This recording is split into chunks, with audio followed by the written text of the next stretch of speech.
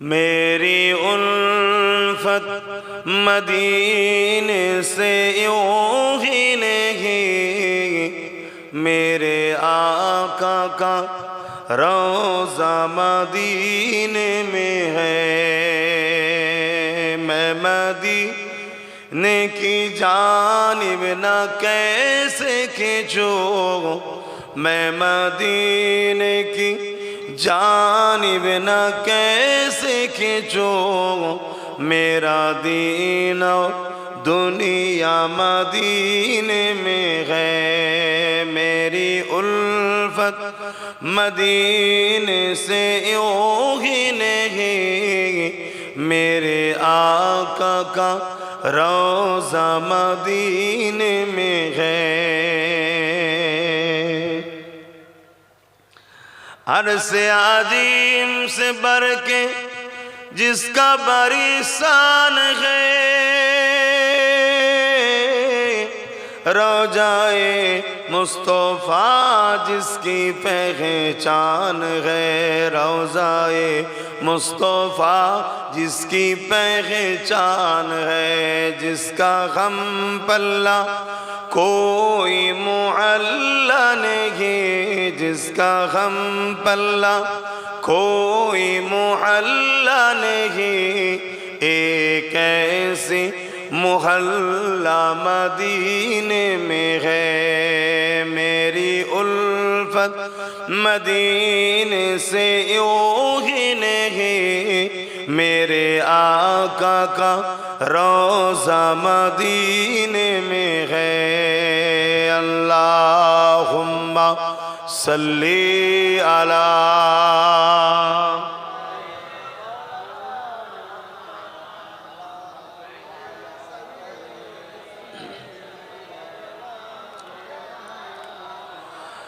बापेरा, नौजवानेरा, तरुणेरा, আমার নবী বাখির উম্মত উম্মতি গণেরা, আজ আমরা সহজে দিন ইসলামকে পেয়েছি। এই ইসলামের উপরে আমাদের গুরুত্ব অতটা নাই, অথচ জিন্দেগির মিশন হওয়া দরকার।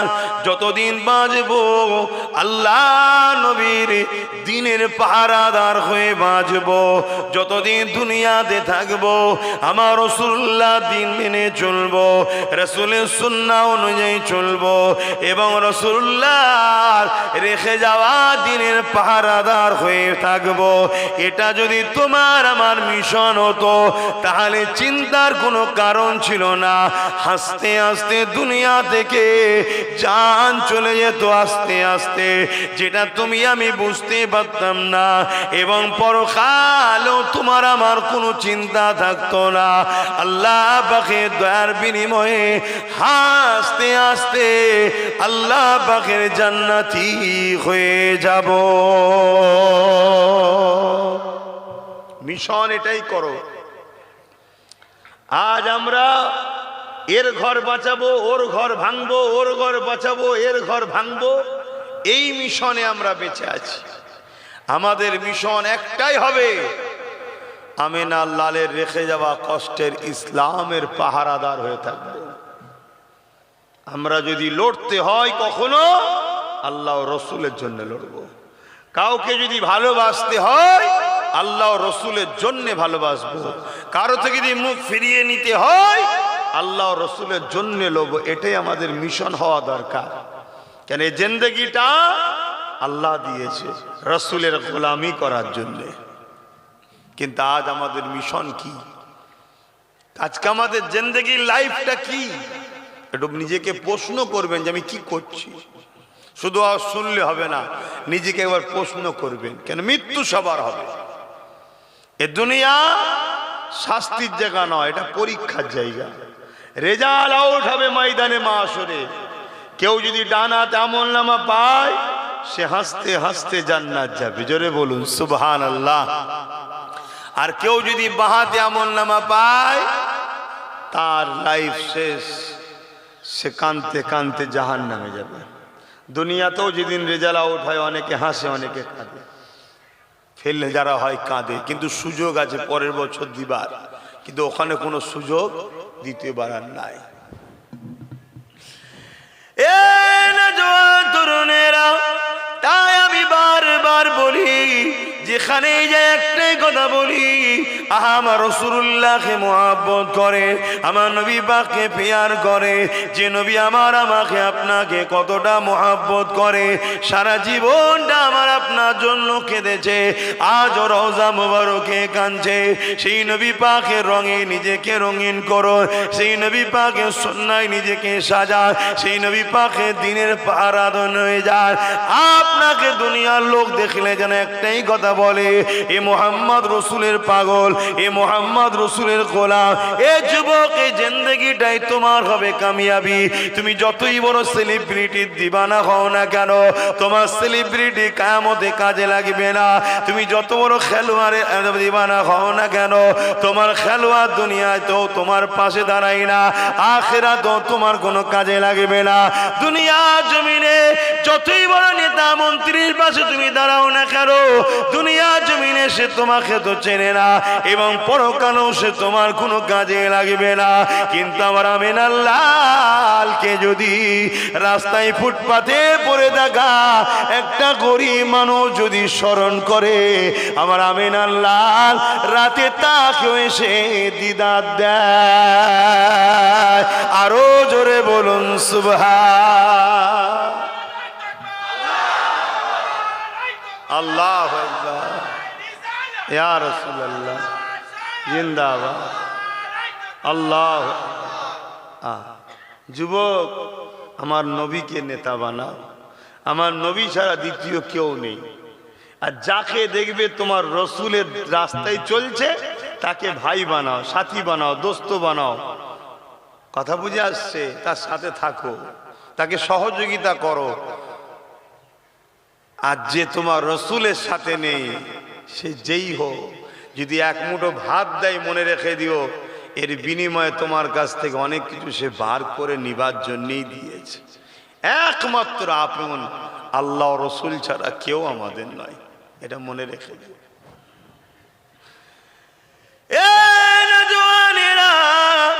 আমার আম্মা জানেরা, আমার ডিউটি আপনাকে বুঝাবার, কেন যে রসুল আপনাকে ভালোবাসে, সেই রসুলকে আমিও ভালোবাসি। আমি চাই আপনাকে বুঝাতে। যদি আপনারা বুঝে বুঝে বুঝে শুনে শুনে শুনে একদিন যদি আমার নবীর গোলামটা হয়ে যান, আপনি কামিয়াবি হয়ে যাবেন। আর আপনাকে বারবার বুঝাবার জন্যে আমার নবী আমার উপরে রাজি হয়ে যাবে যে রাসূলুল্লাহ রওজা মোবারকে তোমার আমার জন্য কাঁদতেছে। বলো তো দেখি, তোমার দুনিয়া জমিনে কোন সেলিব্রিটি তোমার জন্য কাঁদে? কোন নেতা তোমার জন্য কাঁদে? কোন লিডার তোমার জন্য ভাবে? কেউ আছে খেলোয়াড় তোমার জন্য কাঁদে? না না, কেউ তোমার জন্য ভাবার নাই। আজ প্যালেস্টাইন নীরবে শেষ হয়ে গেল, দুনিয়ার কারো দেখার সময় নাই। এখন বিভিন্ন জায়গায় জুলুম হচ্ছে, দুনিয়ায় কারো দেখার সময় নাই।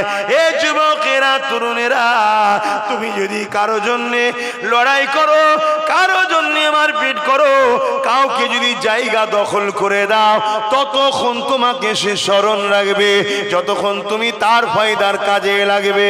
কিন্তু আমার রাসূলুল্লাহ তোমার কাছ থেকে কোনোদিন কিছু চাইনি। নবী আমাকে তোমাকে দুনিয়া আখিরাতের সমস্ত কামিয়াবি নবী তো দিয়েছে। বলো, বাস্তবের সঙ্গে মিলিয়ে দেখো।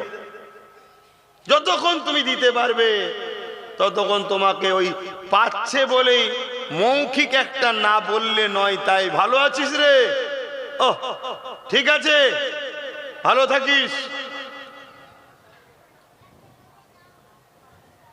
আর আমার রসুল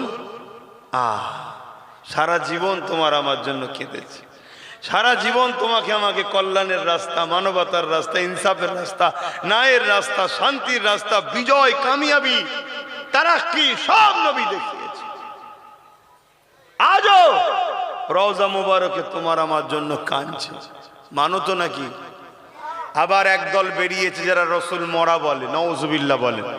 এটা একটা ইসলাম বিদ্বেষীদের পরিকল্পনা, যে আগে রসুলকে মরা প্রমাণ করে দাও, তাহলে এই যে কাঁদছে ওই দরদের কথাটা বাস্তব কাজে লাগবে না। শুনছেন তো নাকি? আমার নবীর আহলিয়াদের বিবাহ করা হালাল না হারাম? জোরে বলুন, কেন হারাম? অনেক কটা কারণ আছে। একটা তো কোরআন বলছে উম্মাহাতুল মুমিনিন, মুমিনদের মা। কিন্তু এটা কোন মা? এটা কোন মা? সম্মানের দিক দিয়ে মা। ওস্তাদের স্ত্রীও মা হয়, ওস্তাদের স্ত্রী মা হয় সম্মানের দিক দিয়ে। কথা বুঝে আসছে না? নাই। কিন্তু উস্তাদ মারা গেলে যদি নেকার হয় তাতে বৈধ হবে, নিষেধ নাই। কথা বুঝে আসছে? সম্মানের দিক দিয়ে। কিন্তু রসুলের পাক সাল্লাল্লাহু আলাইহি ওয়াসাল্লামের স্ত্রীদের নেকা করা যায়? কেন করা যায় না? যার স্বামী ইন্তেকাল করেনি, যার স্বামী রয়েছে এখনো, বিবাহ যখন কেটে যায়নি, তাহলে সে নারীর সঙ্গে বিবাহ হারাম। আমার রাসূলুল্লাহর আহলিয়াদের সঙ্গে আমার নবীর নেকা এখনো কাটেনি, কেন নবী হায়াতে আছে। জোরে বলুন সুবহানাল্লাহ, আরো জোরে বলুন সুবহানাল্লাহ। সেই নবী আজও তোমার আমার জন্য কাঁদছে। যুবক, তুমি কাকে ফলো করছো? কার অনুসরণ করছো? তুমি তো আমার নবীকে অনুসরণ করবে। কিয়ামতের দিনে কোনো নেতা কারো হবে না, কিয়ামতের দিনে কোনো দাদা দিদি কারো হবে না, কিয়ামতের দিনে কোনো বাপ মা কারো হবে না। এ যুবকেরা, কিয়ামতের দিনটা এত কঠিন দিন হবে, যেদিন মাথার এক বেগ দেখতে লাভ, এক হাত উপরে আল্লাহ সূর্যকে নামিয়ে দেবে, সূর্যের 12 গুণ তাপ আল্লাহ বাড়িয়ে দেবে। মাটিটা জমিনটা লোহা যেমন আগুনে দিলে গরম হয়ে যায়, ওই রকম লাল হয়ে যাবে। মানুষ জমিনের উপরে দাঁড়াতে পারবে না। যার উপরে যার জোর চলবে, তাকে জমিনে শুইয়ে দিয়ে তার বুকের উপরে পা দিয়ে দাঁড়িয়ে যাবে। এই কিয়ামতের দিনেতে কেউ কারো হবে না, সবাই নফসি নফসি করতে থাকবে। ওয়া ইয়াকুলু আদম সাবিউল্লাহ নফসি নফসি, ওয়া ইয়াকুলু মূসা কালিমাতুল্লাহ নফসি নফসি।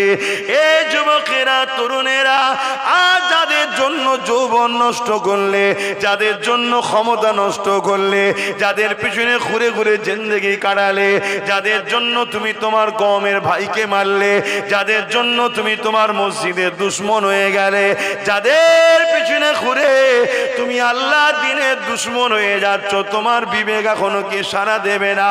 সেই তারাও কিয়ামতের দিনে তারা তো উল্টো পায়ে আল্লাহর জাহান্নামে যেতে থাকবে। তাহলে কিয়ামতের দিনে তোমার আমার কি হবে? ওই দিনে একমাত্র একজনের জবানে বেরোবে, ইয়া রাব্বি হাবলি উম্মতি উম্মতি উম্মতি। ওটা অন্য কেউ নয়, তোমার আমার নবী মুহাম্মদ আরবি সাল্লাল্লাহু আলাইহি ওয়াসাল্লাম। সেই নবীর জন্য কি করেছো বলো? আমি প্রত্যেকটা যুবককে জিজ্ঞেস করছি, বলো। কারো 30, কারো 40, কারো 50 বছর বয়স হয়ে গেছে, আমার নবীর জন্য কি করেছো বলো? কবার নবীর জন্য মারপিট করেছো? কবার নবীর জন্য কেঁদেছো? কবার নবীর জন্য কারোর সঙ্গে ঝগড়া করেছো? কাউকে ছেড়ে দিয়েছে, এই তুই আমার নবীর নামই তোর সাথে নয়, বলো।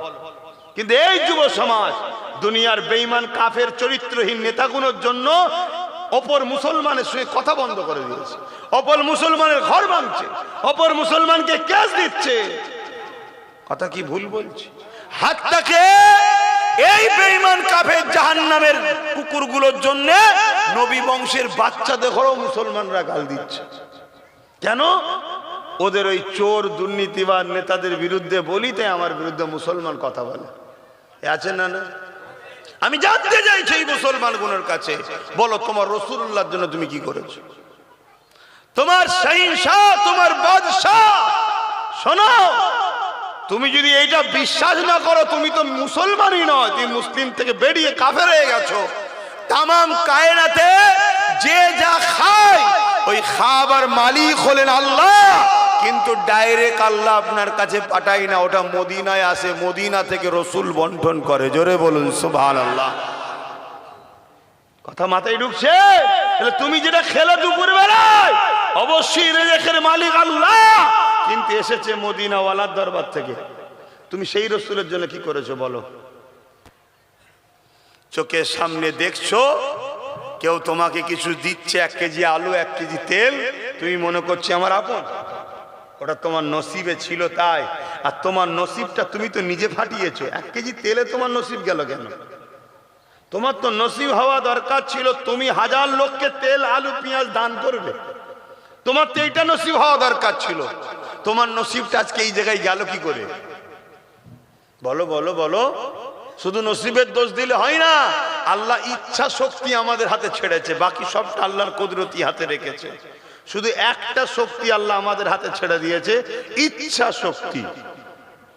চোর হতে চাও, ডাকাতি হতে চাও, আল্লাহর হলি হতে চাও, আলেম হতে চাও, হাফেজ হতে চাও, নামাজি হতে চাও, বেনামাজি হতে চাও, সুদখোর হতে চাও, এই যে ইচ্ছা, তুমি ইচ্ছা করো যেটা হবে, আর সেই হওয়ার সহযোগী ক্ষমতাটা যোগাবে মালিক। কিন্তু তোমার উপরে নির্ভর তুমি কি হতে চাও। না হয় তো সবাই দোষ দেবে আল্লাহকে। শুনছেন তো নাকি? এই ইচ্ছা শক্তিটা আল্লাহ আমাকে দিয়েছে, আপনাকে ইচ্ছা শক্তি আল্লাহ ছেড়ে দিয়েছে। তাহলে আপনি তো নিজে ইচ্ছা করে গোলাম হতে চেয়েছেন, আপনি তো নিজে ইচ্ছা করে কৃতদাস দাসী হচ্ছেন, কিন্তু আল্লাহ উম্মতে মুহাম্মাদি হওয়ার জন্য আমাদের কত খলিফা প্রতিনিধিত্ব করার জন্য জমিনে পাঠিয়েছে, আমাদের লিডার। আমরাই তো সমাজকে নেতৃত্ব দেব। কোথায় কারা নেতৃত্ব দিচ্ছে, তাদের হাইসিয়াত কি আছে আমাদের সামনে দাঁড়াবার? তারা আজকে আমাদের মাথায় উঠে নাচছে, আর আমরা তাদের পায়ের তলায় থেকে থেকে থেকে থেকে নিজের ভাইকে মারলাম। হক্কুন নাসের গুনাহ, আমার আগে ভাই বলছিলেন দুটো হক, একটা হক্কুল্লাহ, একটা হক্কুন নাস। একটা আল্লাহর হক, একটা বান্দার হক। হক্কুল্লাহ যদি ভুল হয় আল্লাহ মাফ করবে তওবা করলে, আর হক্কুন নাসে আল্লাহ মাফ করবে না। তো এই করতে করতে করতে করতে গুনার মধ্যে ছিলাম। এখন আমরা এবারে এই বেঈমান কাফের মুশরিক নেতাদের পাল্লায় পড়ে এবারে আমরা বেঈমান হচ্ছি। এরা আমাদেরকে কাফের বানাচ্ছে। এবারে কখনো পুজোর প্রসাদ খাওয়াচ্ছে, কথা বুঝছেন না, বোঝেন না? কখন বলছে ধর্ম যার যার, উৎসব সবার। এই কথাগুলো বিশ্বাস করলে ঈমান থাকে? কথা বলেন।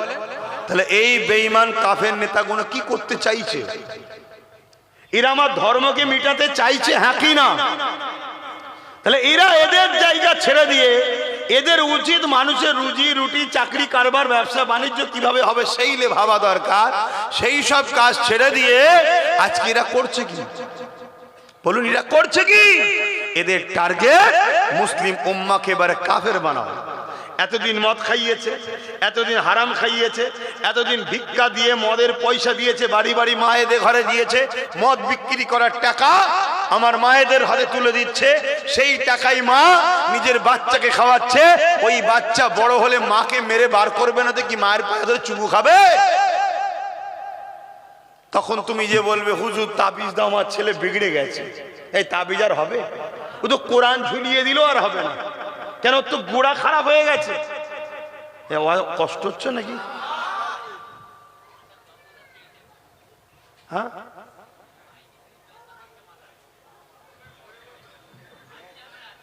হ্যাঁ বলতে হবে তো।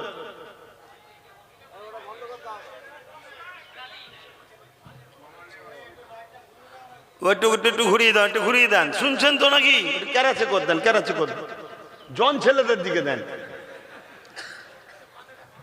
ওদের তো আরো বেশি আওয়াজ সহ্য করা অভ্যেস আছে।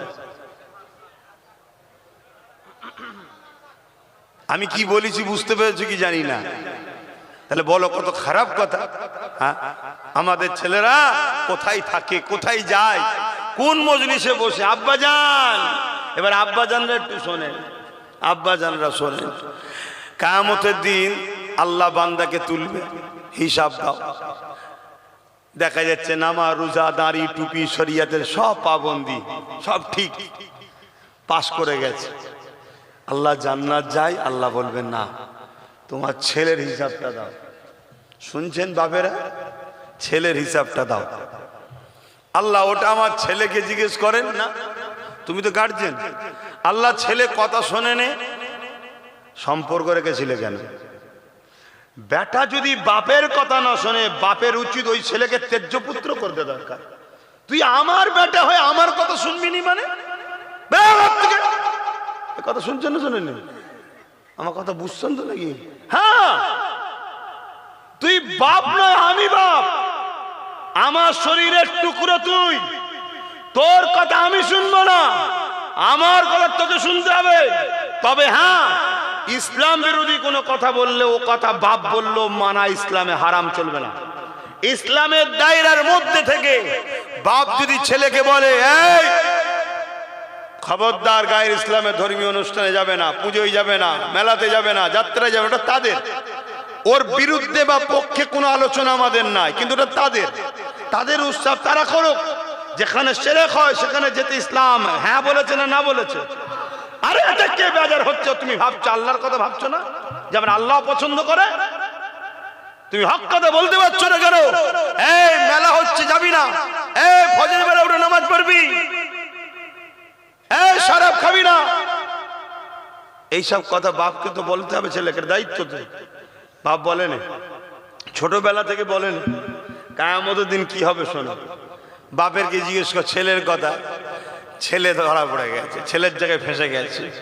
ছেলে বলবে আল্লাহ আমি যখন পাপ করতাম আমার বাপ যদি আমায় রুখতো তাহলে আজকে আমি জাহান্নামে যেতাম, তাহলে আমি জাহান্নামে যাওয়ার পিছনে আমার বাপের অবদান আছে, অর্থাৎ আমার বাপকেও আমার সাথে দেন। আল্লাহ রসুল বলছে বাপ বেটা একসাথে জাহান্নামে যাবে। কথা শুনছেন আমার বাপ জানেরা?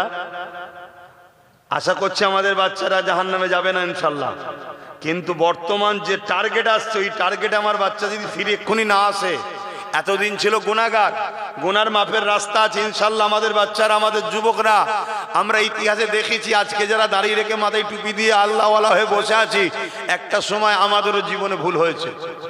তাহলে পরিবর্তন হয়েছে না হয়নি? এ ভালো খুন আছে, পরিবর্তন হবে, আমার যুবকরা সব পরিবর্তন হয়ে যাবে ইনশাল্লাহ।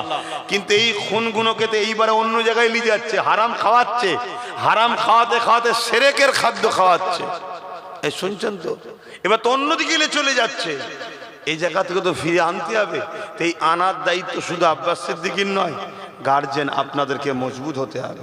এই তোর বাপ হিসেবে বলছি, নবী বংশের আওলাদদের সঙ্গে থাকবি, অন্য কারো সঙ্গে নয়। যদি শুনিস আমার কাছে থাকবি, আর নাই তোকে ত্যায্য পুত্র করে বার করে দেবো। কথা শুনছেন না শোনেন নে? পারবেন না? বলছে আব্বা বললে আমাকেই বার করে দেবে। তাহলে চিন্তা করুন কি সমাজ আমরা তৈরি করলাম। বাপ হলো জান্নাতের দরজা, আজকে ছেলেকে কি মানুষ করলাম, বা আমার ভাইগুলো কিরকম তৈরি হচ্ছে যে তার জান্নাতের দরজাটাই বন্ধ করে দিয়েছে। বাপ ভয় করছে ছেলেকে, শুনছেন তো? বাপ ভয় করছে ছেলেকে, মা ভয় করছে ছেলেকে, যে ওকে বললে ও যদি কিছু বলে, হায় আমার আম্মা, আপনি ভয় করছেন আপনার বাচ্চাকে, আপনার জিন্দেগিটাই কি, আর আপনার ছেলেটা তাহলে জান্নাত যাবে কি করে? জান্নাত তো আপনার পায়ের তলাতে। عن أبي أمامة قال عن أبي أمامة أن رسولان قال يا رسول الله ما حق الوالدين على ولدي قال هما جنتك نارك। এ বাবারা শুনে রেখে দাও, হযরত আবু উমামা থেকে রায়াত রয়েছে, আল্লাহ নবী জানিয়ে দিলে একটা ব্যক্তি এসে রাসূলুল্লাহকে বলতে লাগলেন, ইয়া রাসূলুল্লাহ হাবিবাল্লাহ, মা বাপের উপরে ছেলেদের হক কি? আল্লাহ নবী বললেন হুমা জান্নাতুকা নারুকা, মা বাপ যদি ছেলের উপরে বেজার হয়ে যায় ওই ছেলে জাহান্নামে যাবে, পৃথিবীর সব মুনি সাহেবদেরও জান্নাতে নিয়ে যেতে পারবে না। আর মা বাপ যদি ছেলের উপরে রাজি হয়ে যায় ওই ছেলে আল্লাহ আর জান্নাতে যাবে। যুবক যত লাফালাফি করো, জান্নাত তোমার ঘরে, বুড়ো আর বুড়ি, ওই বাপ আর মা, ওটাই হলো তোমার জান্নাত। একটা জান্নাতের দরজা, আর একটা হলো খোদ নিজেই জান্নাত, তার পায়ের তলায় তোমার ঠিকানা। অতএব মুরব্বী বাপেরা ছেলেদেরকে ছোটবেলা থেকে, এই নতুন প্রজন্ম যারা, এগুলোকে ছোটবেলা থেকে তালিম দেন। কি তালিম? তিনটে শিক্ষা দিতেই হবে, তিনটে শিক্ষা দিতেই হবে। এ আমার যুবকরা, বিয়ে শাদী করছো, সন্তান আল্লাহ দিক, নেক সন্তান দিক, পুত্র সন্তান, কন্যা সন্তান, যাই দিক, নেককার দিক, বলুন আমিন। তিনটে শিক্ষা দিতেই হবে। নাম্বার 1 নবীর প্রেম ও আদব, নাম্বার 2 আহলে রাসূলদের প্রেম ও আদব। শুনে রাখো, নাম্বার 3 কোরআনের শিক্ষা। এই তিনটে দিবার পর তারপরে আপনি ডাক্তার বানান, উকিল বানান, জজ বানান, ডিএম বানান, নেতা বানান, লিডার বানান, যাই বানান, আপনার ছেলে সমাজকেও ধোঁকা দেবে না, আর আপনার মুখে কখনো চুনকালি মাখাবে না, মুখকে উজালাই করবে। এবং আপনার ছেলে কিয়ামতের দিন আপনার হাত ধরেই জান্নাতে নিয়ে যাবে। জোরে বলুন সুবহানাল্লাহ। তাহলে কটা শিক্ষা দিতে বলেছে রসুল? আমি বলছি নাকি রসুল? হাদিস পাক রসুল বলছে নাম্বার 1 নবী বলেছে আমার প্রেম শিখাও, আমার প্রেম, কারণ এটা ঈমান। নাম্বার 2 আহলে রসুলদের প্রেম, ওটা ঈমানের শাখা একটা। নাম্বার 3 কোরআনের শিক্ষা। এরপরে যা খুশি শিখাও, ডাক্তার, উকিল, জজ, ডিএম, বিডিও, আইএস, আইপিএস যা বানাবে বানাও, সব জায়েজ আছে। কথা বুঝে আসছে তো নাকি? আর এই তিনটে শিক্ষা বানার পর সে যদি আইএস আইপিএস হয়, জজ হয়, ডিএম হয়, বিডিও হয়, নেতা হয়, যাই হয়, সে কখনো জালিম হবে না, সে কখনো ফ্রড, চিটিংবাজ, প্রতারণাকারী, ঘুষখোর হবে না। তার জন্য কিয়ামতের দিন বাপকে ধরা পড়তে হবে না, উপরন্তু সে বাপকে সাথে করলে জান্নাতে যাবে। জোরে বলুন সুবহানাল্লাহ। আমার অসুবিধা হচ্ছে না তো? আমার একটু কাটা ছিলা ওয়াজ হয়, কথা বুঝে আসছে। কি করব বলে? রোগ যখন জটিল হয়েছে, মেডিসিন তখন কড়া পাওয়ার তো দিতে হবে। তাতে চুল যাই চাক, জানটা তো বাঁচুক। কি ক্যান্সার হলে কেমো মারে না? মারে না। আর কেমো মারলে সব চুল উঠে পালাচ্ছে বলছে। তা চুলের ময়া করলে হবে? চুল যাই যাক, জানটা তো বাঁচুক। কি এজন্য একটু ডোজ কড়া মারি, যাতে করে রুগী ঠিক হয়ে যায়। আমার যুবকদের অসুবিধা হচ্ছে না তো ভাই? খুব ভালোভাবে বোঝো আমার ভাই, খুব ভালোভাবে বোঝো। মায়ের থেকে খালা কখনো আপন হতে পারে না। খালা যতই দরদ দেখাক, মনে রেখে দিও স্বার্থ কিছু তাহলে আছে। মা মাই হয়, ঠিক আছে? আর মায়ের থেকেও আপন মুহাম্মদ সাল্লাল্লাহু আলাইহি ওয়াসাল্লাম। জোরে বলুন সুবহানাল্লাহ। সেই রসুলের দিনের যদি কেউ আঘাত দেয়, আর সে যদি তোমাকে পদ দেয়, টাকা দেয়, গাড়ি দেয়, বাড়ি দেয়, তুমি বুঝে লিও তোমার দ্বারা আগে দিনটাকে মিটাবে, তারপরে সুদে আসলে সব তোমার থেকে ওসুল করে নেবে। বুঝতে পারছো তো আমার ভাইরা? একটু বোঝো। সব জায়গাতে কম্প্রোমাইজ করা যায়। দুনিয়াদারি করতে গেলে অনেক জায়গাতে কম্প্রোমাইজ করে নিতে হয়। ভাই ভাই একসাথে চলতে গেলে চলো এই ঘরটা ও নেবে, কাউকে না কাউকে তো কম্প্রোমাইজ করতে হবে। দুনিয়াদারিতে চলতে গেলে খেতে বসলে মাছের মাথাটা কেউ না কেউ তো নেবে, কম্প্রোমাইজ করতে হয়। কি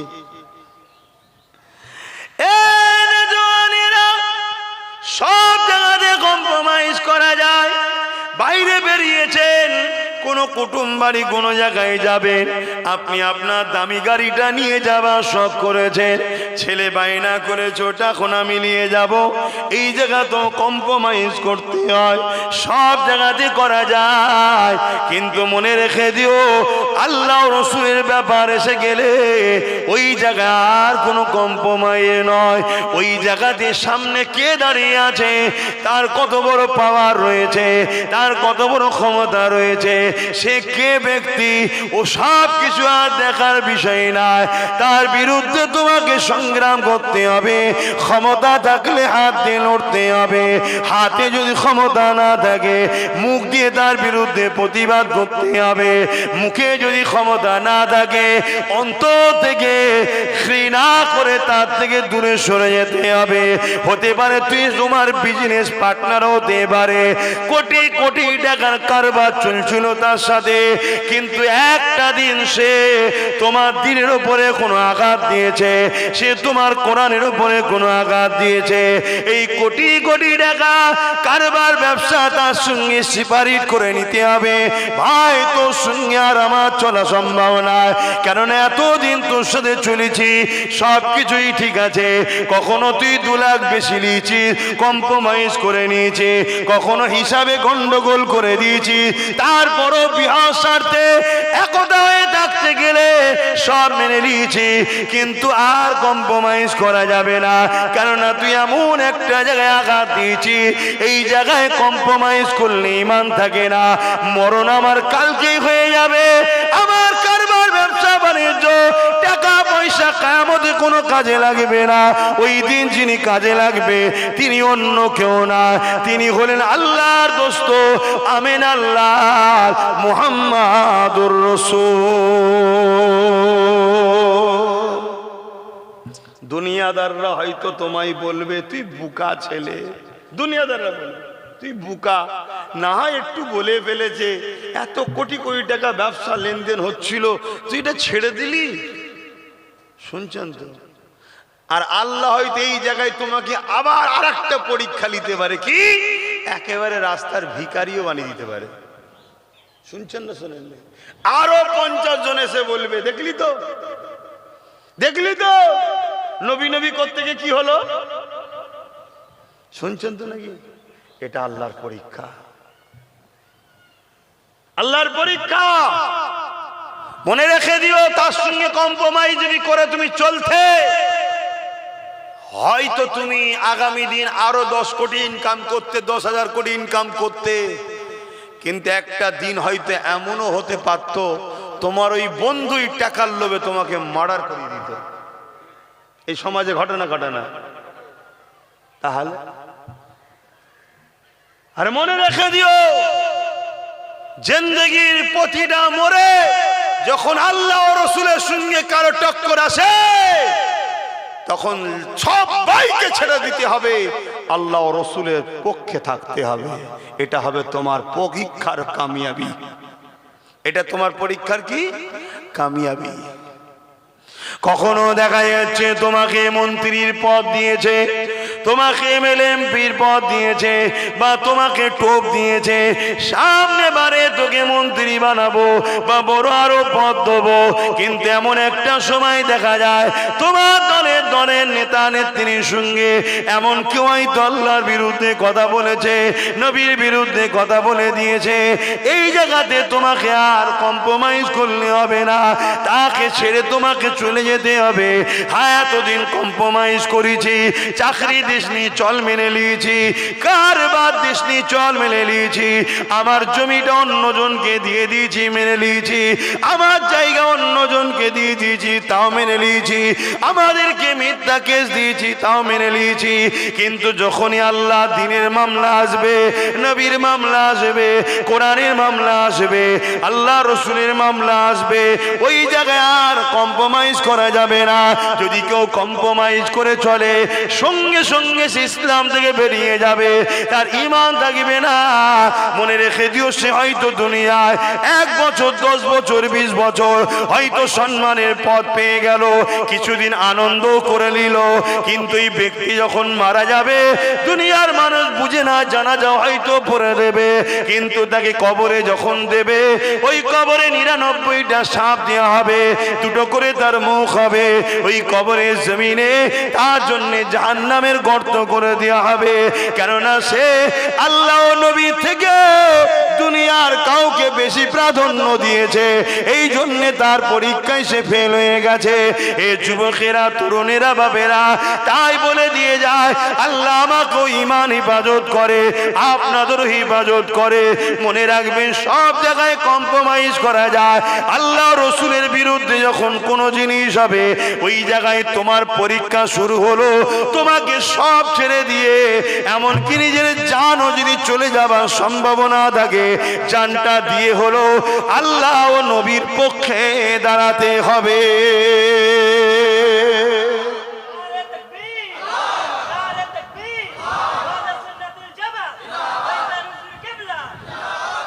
ভাই, এই যে আলোচনাগুলো করছি আপনাদের কাছে, এখন কে নেবে না নেবে ওটা আমার কোনো টেনশন নাকি? বলুন, ওটা আমার তো বিষয় নয়, আমার বিষয় দিও আপনাকে, আমি তো দিয়েছি। এবারে আপনি নেবেন কি নেবেন না, সেটা আপনি আর আল্লাহর সাথে ব্যাপার। কথা বুঝে আসছে তো নাকি? কিন্তু মনে রেখে দিও, এই জমিনে এমনও শোনা গেছে ভ্যান চালিয়ে খায়। কি চালিয়ে খায়? ভ্যান। লটারি কেটেছে। লটারি বোঝেন তো? হ্যাঁ, কাটা ইসলামে হালাল না হারাম? দেখে দেখে মুসলিম এলাকায় দেখবেন লটারির দোকান দেওয়া হচ্ছে। কেন? এ জাতিকে হারামে ঢুকাও, যাতে আল্লাহ এর উপরে নারাজ হয়, তবে তো জাতিকে মিটানো যাবে। এ আমার জাতি, শুধরে যাও, শুধরে যাও। কঠিন ভয়ানক দিন আসছে। প্যালেস্তাইন দেখেও শিখলে নে, হ্যাঁ, শুধরে যাও। তো সেই জায়গায় দেখা যাবে এক ব্যক্তি, এরা পেপারেও বেরিয়েছিল, লটারি কেটেছে। ফোন এসেছে, তোমার 1 কোটি টাকা লেগেছে। কি লেগেছে? 1 কোটি টাকা। ঘরে গেছে, 1 কোটি টাকা, শুধু ভাবছে 1 কোটি। আনন্দ 1 কোটি করতে করতে করতে করতে মারা গেছে। শুনছেন তো নাকি? মরে গেছে। টাকাটাও ভোগ করতে পারলো। এক তো লটারি কেটেছে হারাম, টাকাও পেল না।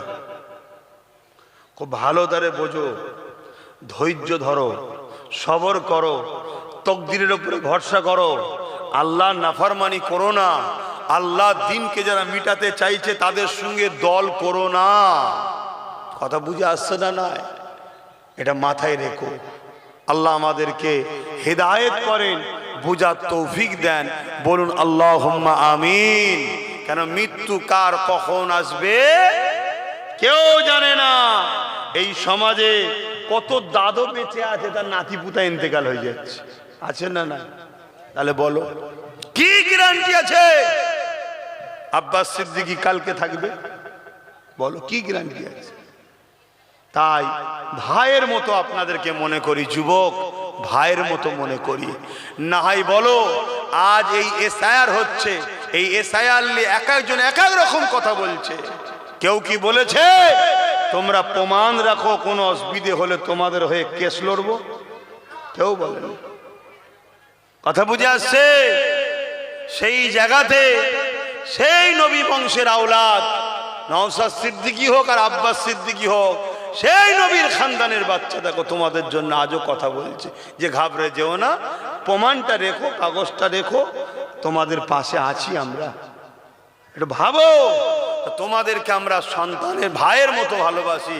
কেন এই বাংলায় আজকে কে কোন সিলসিলার দিকে চলে যাচ্ছে আছে ওটা বড় বিষয় নয়। প্রত্যেকটা মুসলমান এ বাংলায় দাদা হুজুরের রুহানি আওলাদ। প্রত্যেকটা পৃথিবীর মুসলমান আমার রসুলে পাকের রুহানি আওলাদ। জোরে বলুন সুবহানাল্লাহ। আর আমরা সেই নবীর খানদানের বাচ্চা হয়ে আপনাদেরকে বাঁচাতে চাইছি। হাতির দাঁত চিবাবার আলাদা হয়, দেখাবার আলাদা হয়। হাতির দাঁত চিবানোর আলাদা হয়, দেখানোর আলাদা হয়। আজ এই সমাজে কিছু লোক তোমাদেরকে দেখায় এক আর পিছনে করে আর এক। তাই তোমার নবীর খানদানের সন্তান হয়ে বলি, বাঁচতে যদি চাও আল্লাহ রসুলের দিকে ফিরে আসো, নবীকে মডেল বানাও, নবীকে লিডার বানো, নবীকে রসুল বলে মানো। নবী যে রাস্তা দেখিয়েছে সে রাস্তায় চলো। রসুলেরই একটা হাদিস, এ আমার মাননেওয়ালারা, তোমরা কুরাইশ বংশের বাচ্চার নেতৃত্ব মানবে। জোরে বলুন সুবহানাল্লাহ। আজ এতদিন কোন কুরাইশ বংশের বাচ্চা রাজনীতির নেতৃত্ব দেয়নি। আজ যখন নওশাদ রাজনীতির নেতৃত্ব দিচ্ছে, নবীর উম্মতের উচিত ডায়ে বায়ে সামনে পিছু কোন মুনাফিক, হারামখোর, গেজাখোর, মাতালখোর, মানবরূপী পশু, সমাজ বিরোধী, চরিত্রহীন জারজ সন্তানের কথা না শুনে নবী বংশের আওলাদের পাশে দাঁড়ানো দরকার আছে না নাই? আওয়াজ দিয়ে বলা আছে না? পাশাপাশি আমরা ধর্মীয় নেতৃত্ব দিচ্ছি তোমাদের। আমরা যারা ধর্মীয় নেতৃত্বে, তোমার ধর্মের বিষয়ে আমাদের সাথে তো আছো, আল্লাহ করে কি আছো না নাই? আছো।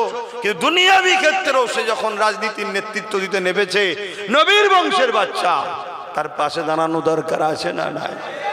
এটা খেয়াল রেখো, মাথায় রাখো। আজ চারিদিকে দুশ্মন ভরে যাচ্ছে। এই ভাটপাড়াতে একজন মানবরূপী পশু প্রকাশ্য বলল, ইসলামে রেপ করাটা কোনো পাপের বিষয় নয়।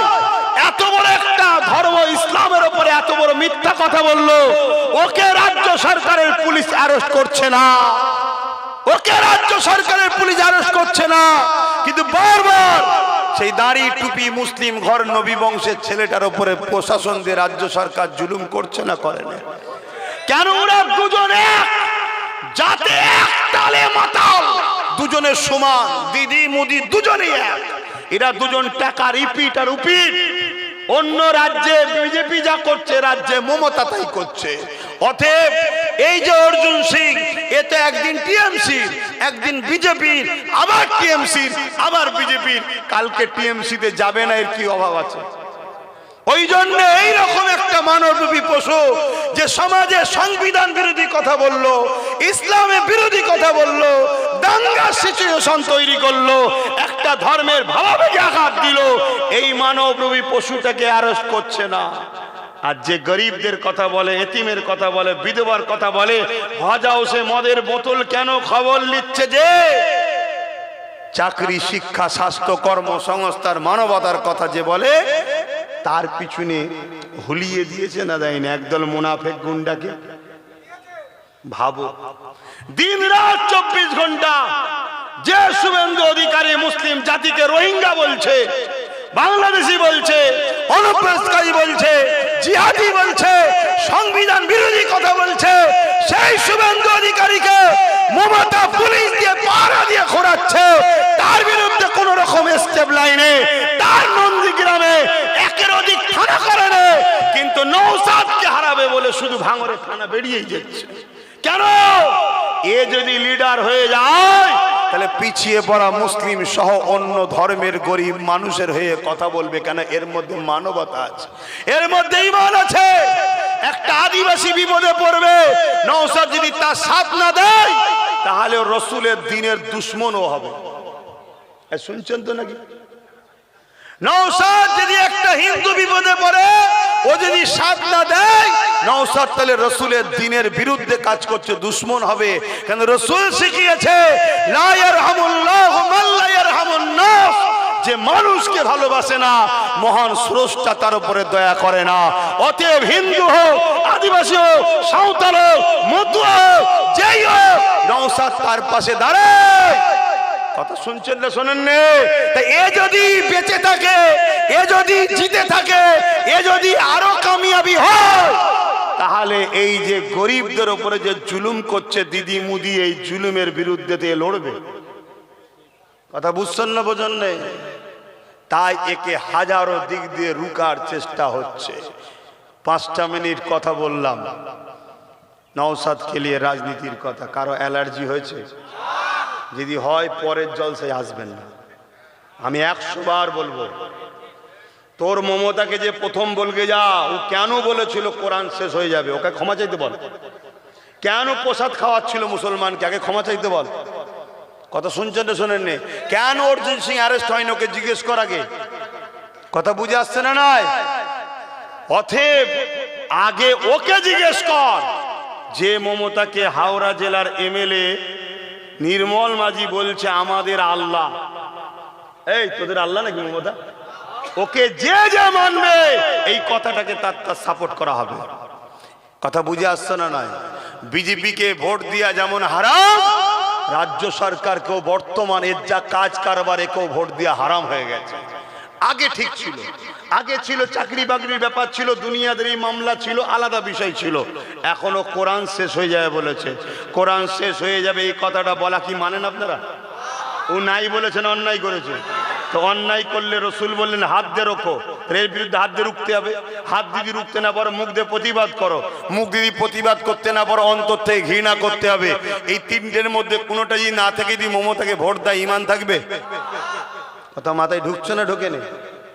বিজেপিকে ভোট দেওয়া যাবে না কেন? বিজেপি ইসলামের দুশ্মন। কেন ইসলামের দুশ্মন? ওয়াকাফ কালা কানুন করেছে, জানেন তো নাকি? এই জায়গাগুলো মনে রাখবেন। আপনারা আমার জাতি হন, একজন ধর্ম প্রচারক হিসাবে তার কমকে বেঈমান, মুনাফিক, ইসলাম বিদ্বেষীদের চক্রান্ত থেকে বাঁচাবার জন্য বোঝানো দরকার আছে না নাই? যদি কোন মুসলমানের এতে সমস্যা হয়, আমার মাহফিলে আসবে না, মিটে যাবে। কথা বুঝে আসেন? তোর বেঈমান কাফের দিলে থাকবে জানা, তোর ইসলাম বিদ্বেষী দিলে থাকবে যা, কোরআনকে যে মিটাতে চাইছে ওই শয়তানকে দিলে থাকবে যা, আমার কোনো অসুবিধা নেই। শুনছেন না শোনেন নে? আমার নজরে মমতা শয়তান, শুনছেন না শোনেন? ওর হাতে তো ক্ষমতা রয়েছে, ওর হাতে পাওয়ার আছে, কিন্তু আমার কোরআনের বিরুদ্ধে কথা বলেছে, ওর জবাব দেওয়া দরকার আছে না রে? কিন্তু বাংলার আলেম উলামা মুল্লা মুলি সাহেব মুখে সব কুলুপ দিয়ে বসে আছে।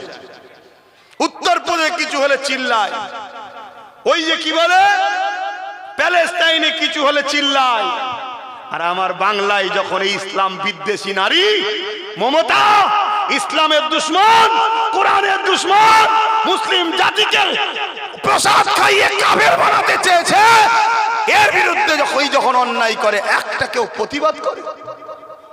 এক কথা বুঝছেন না, বোঝেন না? উপরন্তু শুধু ভয় দেখায়, বিজেপি চলে আসবে, বিজেপি চলে আসবে, বিজেপি চলে আসবে। এটা ভয় দেখিয়ে দেখিয়ে আমার জাতিকে গোলাম বানাচ্ছে, আরে যা খুশি তাই করছে। বলেন অসুবিধা হচ্ছে কারো? কারো অসুবিধা হচ্ছে? যদি কোরআনের পক্ষে বলাতে কারো যদি অসুবিধা হয়, সে কোনসা মুসলমান? কোরআনের পক্ষে দাঁড়িয়ে কোরআনের দুশমনের বিরুদ্ধে বলাতে, ইসলামের পক্ষে দাঁড়িয়ে ইসলামের দুশমনের বিরুদ্ধে বলাতে কারো যদি অসুবিধা হয়, সে কোনসা মুসলমান? এক কথা বুঝে আসছে না? নাই? অতএব বাপেরা ভাইরা, দুদিনের দুনিয়া, আজ আছি কাল নাই, বলে যাচ্ছি মাথার মধ্যে ঢুকিয়ে নেন যে এই লোহাকে কাটতে গেলে লোহা দরকার, তাই তো নাকি? এই লোহাকে কাটতে গেলে লোহা দরকার। কেউ যদি রাজ ক্ষমতা দ্বারা ইসলাম বিরোধী করে, সেই ক্ষমতাকে কাটতে গেলে আমাদেরও পাওয়ারের দরকার আছে না নাই? হ্যাঁ, আব্বাস সিদ্দিকী করছে না, আব্বাস সিদ্দিকী কোনো জায়গায় ক্যান্ডিডেট, নেতা, মন্ত্রী, সিএম হতে যাচ্ছে না, ইমাম সাহেব হচ্ছে না, কিন্তু আমরা ধর্ম বাঁচাবার জন্য আমাদের ধর্মের বিরোধী যারা করছে, আমাদের ছেলেগুলোকে গ্যাঁজার কেস দিয়ে ভরে দিচ্ছে, আমাদের ছেলেগুলোকে মিথ্যা মামলায় ভরছে, আমাদের ছেলেগুলোকে টার্গেট করছে, শুধু বলছে না বাংলাদেশি, এই তোরা বাংলাদেশি। হ্যাঁ, এত বড় একটা সংবিধান বিরোধী খবর ছড়াচ্ছে শুভেন্দু অধিকারী, কই তাকেও অ্যারেস্ট করছে না? তো কথা বুঝছেন না, বোঝেন না? তাহলে এইটাকে কাটতে গেলে, এইটাকে দমন করতে গেলে আমাদেরও পাওয়ারের দরকার আছে না নাই? এবার এই পাওয়ারে লড়াই করতে গিয়ে কোন মুসলমান যদি আমাদের বিরুদ্ধে দাঁড়ায়, জানতে হবে সে মুসলিম সুরাতে বেঈমান। অতএব তাকে মুসলিম ভেবে লাভ নাই, মুসলিম ভেবে লাভ নাই, তার বিরুদ্ধে আমাদেরকে লড়তে হবে, তার বিরুদ্ধে লড়তে হবে। সেই লড়াইয়ে যদি আল্লাহ আব্বাস সিদ্দিকীর মৃত্যু রাখে, কোরআন সুন্নাহ অনুযায়ী এই মৃত্যু আমার জন্য সবচেয়ে বড় নিয়ামত, আল্লাহ শহীদের দরজা পাবো। জোরে বলুন সুবহানাল্লাহ, আরো জোরে বলুন আলহামদুলিল্লাহ। অত ঘাবড়াবার কিছু নেই, জন্মেছি যখন মরবো একদিন। কিন্তু তুমি আমার কোরআনের বিরুদ্ধে কথা বললে কেন? তুমি কেন বললে দিল্লি গিয়ে আন্দোলন করো? ও তো প্রকাশ্য দুশ্মন, ওকে সবাই আমরা চিনি, চিনি না? চিনি না? হ্যাঁ, চিনি না? চিনি না? কথা বলুন, বিজেপি আমাদের দুশ্মন না বন্ধু? জোরে বলুন, জোরে বলুন। এটা সবাই চেনে, চেনে না এমন কেউ আছে না? কিন্তু মমতা আমাদের বন্ধু না দুশ্মন? জোরে বলে।